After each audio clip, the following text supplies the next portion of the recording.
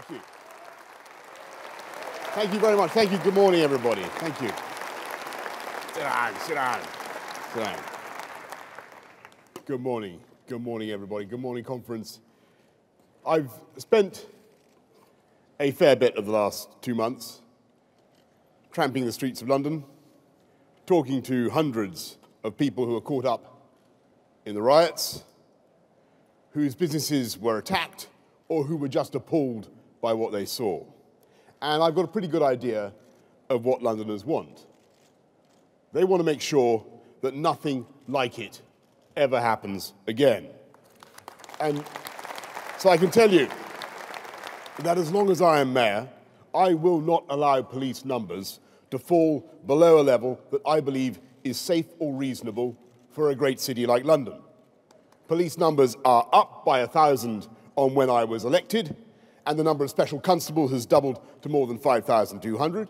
And I pledge to you now that I am going to keep it that way. And yes,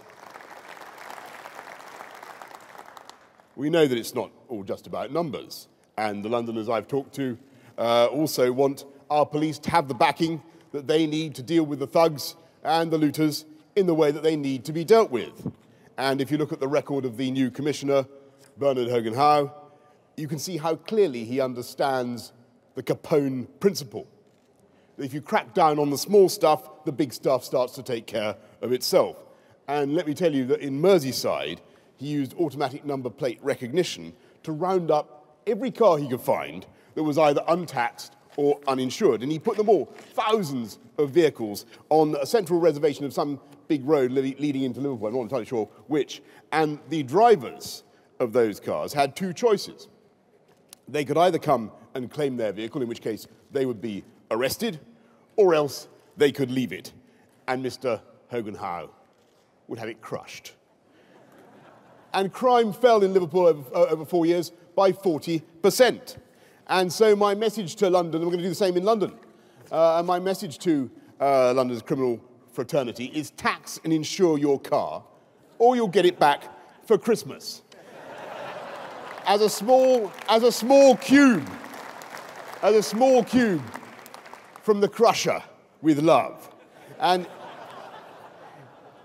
in the same spirit of zero tolerance, I reckon we need to get back to where we were before some judge-given law of 1988, and to make it clear that if people swear at the police, then they must expect to be arrested.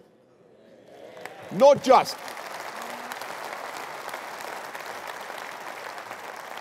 because it's wrong to expect it, in my view, to expect officers to endure profanities, though I happen to think that it is. It's because if it's about the experience of the culprits. If people feel that there are no comebacks and no boundaries and no retribution for the small stuff, then I'm afraid they will go on to commit worse crimes.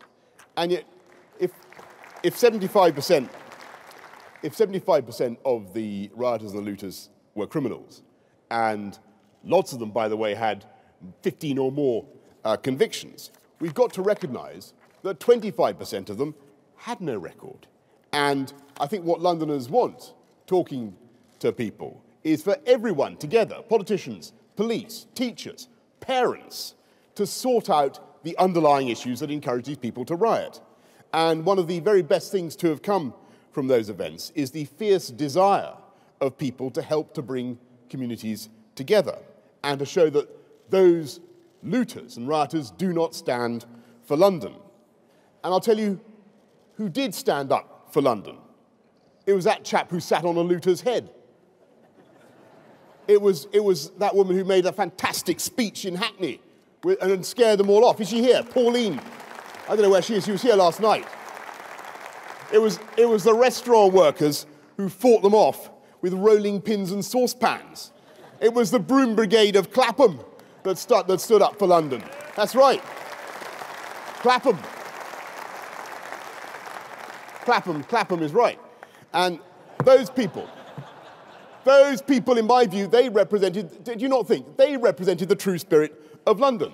And across the city, there are people who have been spurred to get involved in helping with the groups that I know are already doing so much across London. And that's why we set up Team London, which is to make it easier for you I'm looking at you. To be a mentor, or to read to kids in schools, or to do something as simple as help us set up the 25 new supplementary schools that we're going to do, modelled a bit on what Ray Lewis is doing, to give some of the most difficult kids the discipline, the boundaries, and the love that they need. And we are using educational techniques to cut reoffending in Feltham very substantially. We're sponsoring resettlement brokers. So when these guys, and they're all going to come out of prison, all these people we arrested, we're arresting thousands and thousands, but they're going to come out. We're sponsoring resettlement brokers so that those who have been imprisoned are helped back into society and to become useful members. And together with London Business, who I really want to thank, we have launched a huge apprenticeship program. 28,000 people so far have gained a place. 80% of them either going on into a full-time job or into education.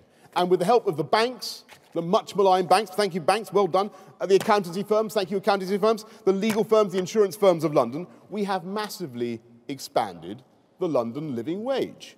Entirely on a voluntary basis, so the poorest 10,000 workers in our city have had an extra £60 million put into their pockets. And yeah, I tell you, conference, you'll know because you're all shrewd business people, that no business can afford to pay the living wage or any wage at all if they are in trouble. And that's why the best thing we can do for our young people is to create the platform in London in which business of all kinds can build and grow in hard times. And our job in London government is to make London an ever more attractive place to live in and to invest. And that means, number one, obviously it means low crime, doesn't it? And crime is down in London, in spite of the riots of early August. Crime is down in London by 9% over the last 3 years, and 3 and a bit years, to pick a period entirely at random. And the murder rate is down to levels, as I think I'd already told you in that video, the murder rate's down to levels not seen since the 1970s. The youth murder rate has been roughly halved, though, of course, every one is one too many. Bus crime is down by 30%, and thanks partly, by the way, to the ban on alcohol, which we instituted virtually on day one on the tube. Crime, let me tell you, TfL told me this casually the other day, as though I knew it already. Crime on the tube has fallen by 20%, and we now have the safest tube network in the whole of Europe. And I'm very proud of that.